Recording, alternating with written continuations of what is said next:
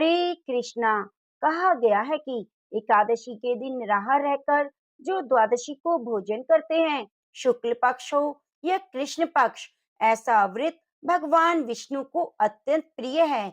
यह भगवान के प्रति हमारे प्रेम को बढ़ाने वाला है। हरे कृष्णा। हमारे सभी शास्त्रों में वर्णित है कि एकादशी व्रत अवश्य करना चाहिए, जिससे भगवान श्री कृष्ण के प्रति हमारे प्रेम और शरणागति का मार्ग प्रबल होता है। और ऐसी एक विशेष एकादशी आ रही है जिसका नाम है आमल की एकादशी। रंग भरी आमल की एकादशी महाशिवरात्रि और होली के बीच में आती है। रंग भरी एकादशी के दिन भगवान श्री विष्णु के साथ साथ देवों के देव महादेव और माता पार्वती जी की भी पूजा अर्चना की जाती है। आज के दिन काशी में भगवान विश्वनाथ के मंदिर में भगवान शिव और देवी गौरी की पूजा की जाती है। और इस दिन भगवान विष्णु और आंवले के पेड़ की भी पूजा की जाती है। आमल की अर्थात आंवले का ही एक नाम आमल की होने के कारण इस एकादशी का नाम आमल की एकादशी है।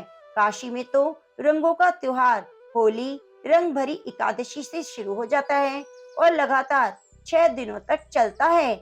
माना जाता है कि इसी दिन भगवान गौना कराने के लिए पहली बार माँ गौरा को काशी लेकर आए थे। ऐसे में महादेव के भक्तों ने माँ पार्वती का रंग बिरंगी फूलों से स्वागत किया और उन पर रंग बिरंगे फूलों की वर्षा की। इसके साथ ही अबीर और गुलाल उड़ाया जाता है, इसलिए इसे रंग भरी एकादशी के नाम से जाना जाता है। पद्म पुराण के अनुसार इस दिन भगवान विष्णु माँ लक्ष्मी जी के साथ साथ आंवले के वृक्ष की पूजा करना खास होता है, क्योंकि इसी दिन सृष्टि के आरंभ में सबसे पहले आंवले के वृक्ष की उत्पत्ति हुई। आंवला भगवान श्री विष्णु को अत्यंत प्रिय है। स्मरण मात्र से ही गोदान का फल मिलता है। स्पर्श करने से 2 गुना और आंवले का फल खाने से 3 गुना फल की प्राप्ति होती है। इसके मूल भाग में श्री विष्णु जी, ऊपरी भाग में ब्रह्मा जी और तने में रुद्र, शाखाओं में मुनिगण, टहनियों में देवता, पत्तों में वसु, फूलों में मरुदगण और फलों में समस्त प्रजापति वास करते हैं। इसलिए यह सब पापों को हरने वाली परम पूज्य वृक्ष है।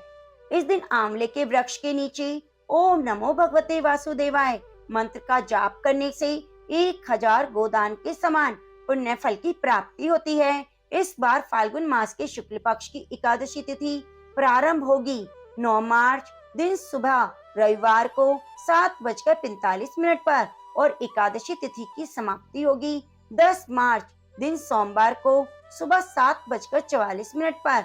ऐसे में उदय तिथि की मान्यता के अनुसार इस साल आमल की एकादशी या आंवला एकादशी का व्रत 10 मार्च सोमवार को रखा जाएगा।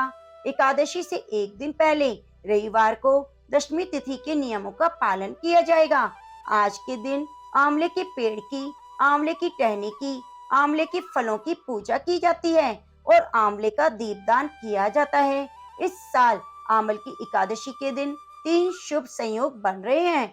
आमल की एकादशी वाले दिन सर्वार्थ सिद्धि योग, शोभन योग और पुष्य नक्षत्र योग बन रहा है। ये तीनों ही बहुत शुभ माने जाते हैं। सर्वार्थ सिद्धि योग रहेगा सुबह 6:36 से रात 12:51 तक। शोभन योग प्रातः काल से दोपहर 1:57 तक रहेगा। पुष्य नक्षत्र पूरे दिन रहेगा, फिर रात 12:51 पर समाप्त हो जाएगा। 10 मार्च दिन सोमवार को सुबह 7:45 पर उसके बाद द्वादशी तिथि प्रारंभ हो जाएगी। 10 मार्च दिन सोमवार को सुबह 7:45 पर द्वादशी तिथि प्रारंभ हो जाएगी और उसकी समाप्ति होगी मंगलवार को सुबह 8:14 पर। हरिवासर का समय 10 मार्च दिन सोमवार को ही समाप्त हो जाएगा। हरिवासर के समय यदि व्रत खोला जाता है तो वह व्रत अधूरा माना जाएगा। हरिवासर द्वादशी तिथि का पहला 1/4 पहर माना जाता है। आमल की एकादशी के व्रत का पारण किया जाएगा 11 मार्च दिन मंगलवार को और व्रत पारण का शुभ मुहूर्त रहेगा 6:35 से सुबह 8:10 के बीच में। इस समय में ही आपको एकादशी का उपवास खोलना होगा और भगवान को भोग लगाते समय उसमें तुलसी पत्र और आंवला जरूर अर्पित करें। उसी को प्रसाद रूप में ग्रहण करें। फाल्गुन शुक्ल द्वादशी को गोविंद द्वादशी के नाम से जाना जाता है।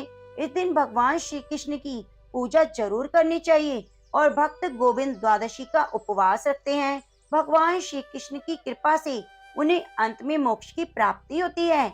10 मार्च दिन सोमवार को सूर्य उदय का समय रहेगा सुबह 6:56। सूर्य उदय का समय रहेगा सुबह 6:56 और सूर्य अस्त शाम 6:40।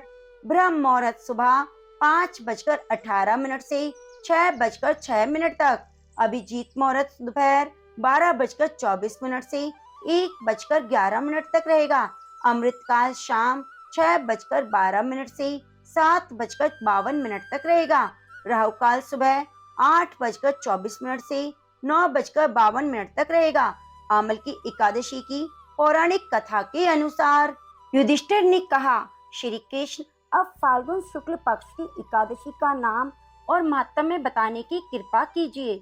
भगवान श्री कृष्ण बोले, महाभाग धर्मनंदन सुनो, तुम्हें इस समय वह प्रसंग सुनाता हूँ जिसे राजा मांधाता के पूछने पर महात्मा वशिष्ठ ने कहा था।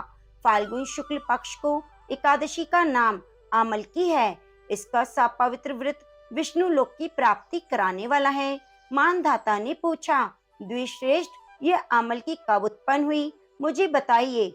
वशिष्ठ जी ने कहा, महाभाग सुनो, पृथ्वी पर आमलकी की उत्पत्ति किस प्रकार हुई यह बताता हूँ। आमलकी महान वृक्ष है जो सब पापों का नाश करने वाला है। भगवान विष्णु के थूकने पर उनके मुख से चंद्रमा के समान कांतिमान एक बिंदु प्रकट हुआ। वह बिंदु पृथ्वी पर गिरा। उसी से आंवले का महान वृक्ष उत्पन्न हुआ। यह सभी वृक्षों का आदिभूत कहलाता है। इसी समय समस्त प्रजा को सृष्टि करने के लिए भगवान ने ब्रह्मा जी को उत्पन्न किया।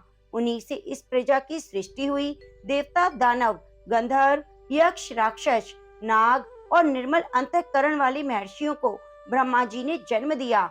उनमें से देवता और ऋषि उस स्थान पर आए जहाँ विष्णु प्रिया आमलकी का वृक्ष था। महाभाग, उसे देखकर देवताओं को बड़ा विस्मय हुआ। वे एक दूसरे पर दृष्टिपात करते हुए उत्कंठा पूर्वक उस वृक्ष की ओर देखने लगे और खड़े खड़े सोचने लगे कि किस प्रकार आदि वृक्ष तो पूर्व कल्प की ही भांति है, जो सब प्रकार के हमारे परिचित हैं, किंतु इस प्रकार के वृक्ष को हम नहीं जानते। उन्हें इस प्रकार चिंता करते देखकर आकाशवाणी हुई, महर्षियों, ये सर्वश्रेष्ठ वृक्ष आमलकी का है जो विष्णु को प्रिय है। इसके स्मरण मात्र से गोदान का फल मिलता है। स्पर्श करने से दूना फल और भक्षण करने से तिगुना पुण्य फल प्राप्त होता है। इसलिए सदा प्रयत्न पूर्वक आमलकी का सेवन करना चाहिए। यह सब पापों को हरने वाला वैष्णव वृक्ष बताया गया है। इसके मूल में विष्णु, ऊपर ब्रह्मा, स्कंद में परमेश्वर भगवान रुद्र, शाखाओं में मुनि, टहनियों में देवता, पत्तों में वसु, फूलों में मरुदगण और फलों में समस्त प्रजापति वास करते हैं। आमल की सर्वदेव में बताई गई है। अतः विष्णु भक्त पुरुषों के लिए ये परम पूज्य है। ऋषि बोले, हम लोग आपको क्या समझें? आप कौन हैं? देवता हैं या और कोई हैं? हमें ठीक ठीक बताइए। आकाशवाणी हुई, जो संपूर्ण भूतों के कर्ता और समस्त भुवनों के सृष्टा हैं, जिन्हें विद्वान पुरुष भी कठिनता से देख पाते हैं, वही सनातन विष्णु मैं हूँ। देवादिदेव भगवान विष्णु का कथन सुनकर उन ब्रह्म कुमार महर्षियों के नेत्र आश्चर्य से चकित हो गए। उन्हें बड़ा विस्मय हुआ। वे आदि अंत रहित भगवान की स्तुति करने लगे। ऋषि बोले, संपूर्ण भूतों के आत्मभूत आत्मा और परमात्मा को नमस्कार है। अपनी महिमा से कभी च्युत न होने वाले अच्युत को नित्य प्रणाम है। अंत रहित परमेश्वर को बारंबार प्रणाम है। दामोदर, कवि और यज्ञेश्वर को नमस्कार है। मायापति, आपको प्रणाम है। आप विश्व के स्वामी हैं, आपको प्रणाम है। ऋषियों की इस प्रकार स्तुति करने पर भगवान श्री हरि संतुष्ट हुए और बोले, महर्षियों, तुम्हें कौन सा अभिष्ट वरदान दूं? ऋषि बोले, भगवान, यदि आप संतुष्ट हैं तो हम लोगों के हित के लिए कोई ऐसा व्रत बताइए जो स्वर्ग और मोक्ष रूपी फल प्रदान करने वाला हो। विष्णु जी बोले, महर्षियों, फाल्गुन शुक्ल पक्ष में यदि पुष्य नक्षत्र से युक्त द्वादशी हो तो वह महान पुण्य फल देने वाली होती है और बड़े बड़े पातकों का नाश करने वाली होती है। द्विजवरों, उसमें से जो विशेष कर्तव्य है उसको सुनो। आमल की एकादशी में आंवले के वृक्ष के पास जाकर वहां रात्रि में जागरण करना चाहिए। इससे मनुष्य सब पापों से छूट जाता है, स्वस्थ गोदान का फल प्राप्त होता है। विप्रगण, यह व्रतों में उत्तम व्रत है जिसे मैंने तुम लोगों को बताया है। ऋषि बोले, भगवान, इस व्रत की विधि बतलाइए, ये कैसे पूर्ण होता है? इसके देवता, नमस्कार और मंत्र कौन से बताए हैं? उस समय स्नान और दान कैसे किया जाता है? पूजन की कौन सी विधि है और उसके लिए मंत्र क्या है? इन सब बातों का यथार्थ रूप से वर्णन कीजिए। भगवान विष्णु ने कहा, द्विजवरों, इस व्रत को जो उत्तम विधि है उसे श्रवण करो। एकादशी को प्रातःकाल दंत धावन करके संकल्प करें, हे पुण्यकाक्ष, हे अच्युत, मैं एकादशी को निराहार रहकर दूसरे दिन भोजन करूंगा, आप मुझे शरण में रखें। ऐसा नियम लेने के बाद पतित, चोर, पाखंडी, दुराचारी, मर्यादा भंग करने वाले, गुरु पत्नीगामी और मनुष्यों से वार्तालाप ना करें। अपने मन को वश में रखते हुए नदी में, पोखरे में, कुएं पर या घर में स्नान करें। स्नान से पहले शरीर में मिट्टी लगाए। मृत्तिका लगाने का मंत्र है, वसुंधरे, तुम्हारे ऊपर अश्व और रथ चला करते हैं। और वामन अवतार के समय भगवान विष्णु ने भी तुम्हें अपने पैरों से नापा था। मृतिके, मैंने करोड़ों जन्मों में जो पाप किए हैं, मेरे उन सब पापों को हर लो। जल की अधिष्ठात्री देवी मात, तुम संपूर्ण भूतों के लिए जीवन हो, वही जीवन जो स्वदेश उद जाति के जीवों की रक्षक है। तुम रसों की स्वामिनी हो, तुम्हें नमस्कार है। आज मैं संपूर्ण तीर्थों, कुंडों, झरनों, नदियों और देव संबंधी सरोवर में स्नान कर चुका हूँ। मेरा यह स्नान उक्त सभी स्नानों का फल देने वाला हो। विद्वान पुरुष को चाहिए कि वे परशुराम जी को सोने की प्रतिमा बनाए। प्रतिमा अपनी शक्ति और धन के अनुसार 1 या आधे माह से स्वर्ण की होनी चाहिए। उसके बाद घर पर आकर पूजन और हवन करें। इसके बाद सब प्रकार की सामग्री लेकर आंवले के वृक्ष के पास जाएं। वहां वृक्ष के चारों ओर जमीन झाड़ बुहार कर लीप पोत कर शुद्ध करें। शुद्ध की हुई भूमि में मंत्र पाठ पूर्वक जल से भरे हुए नवीन कलश की स्थापना करें। कलश में पंचरत्न और दिव्य गंध आदि को छोड़ दें। श्वेत चंदन से उनको चर्चित करें। कंठ में फूल माला पहनाएं। सब प्रकार की धूप सुगंध फैलाएं। जलते हुए दीपकों की श्रेणी सजाकर रखें। तात्पर्य यह है, सब और से सुंदर और मनोहर दृश्य उपस्थित करें। पूजा के लिए नवीन छाता, जूता और वस्त्र भी मंगाकर रखें। कलश के ऊपर एक पात्र रखें, उसमें दिव्य खीलों से भर दें। फिर उसके ऊपर सुवर्णमय परशुराम जी की स्थापना करें। विशुकाय नमः कहकर उनके चरणों की, विश्व रूपणे नमः से दोनों घुटनों की, उग्राय नमः से जांघों की, उदराय नमः से कटी भाग की, पद्मनाभाय नमः से उदर की, श्री वत्स धारिणे नमः से वक्षस्थल की, चक्रणे नमः से बाएं बाह की, गदिने नमः से दाहिने बाह की, वैकुंठाय नमः से कंठ की, यज्ञमूलाय नमः से मुख की, विशोक निधे नमः से नासिका की, वासुदेवाय नमः से नेत्रों की, वामनाय नमः से ललाट की, सर्वात्मने नमः से संपूर्ण अंगों और मस्तक की पूजा करें। ये ही पूजा के मंत्र हैं। इसके बाद श्री विष्णु स्वरूप परशुराम जी, आपको नमस्कार है, नमस्कार है। आंवले के फल के साथ दिया हुआ मेरा अर्घ ग्रहण करें। उसके बाद भक्ति युक्त चित्त से जागरण करें। नृत्य, संगीत, वाद, धार्मिक उपाख्यान और विष्णु संबंधी कथाएं रात्रि में सुने। जागरण करें। उसके बाद भगवान विष्णु का नाम लेकर कमल के वृक्ष की परिक्रमा करें। फिर सवेरा होने पर श्री हरि की आरती करें। ब्राह्मण की पूजा करके वहाँ की सब सामग्री उसे निवेदन करें। परशुराम जी का कलश, 2 वस्त्र, जूता आदि सभी वस्तुएं दान कर दें। यह भावना करें कि परशुराम जी के स्वरूप में भगवान विष्णु मुझ पर प्रसन्न हो। उसके बाद आमलकी का स्पर्श करके उसकी प्रदक्षिणा करें। स्नान करने के बाद विधि पूर्वक ब्राह्मणों को भोजन कराएं। उसके बाद कुटुंबियों के साथ बैठकर स्वयं भी भोजन करें।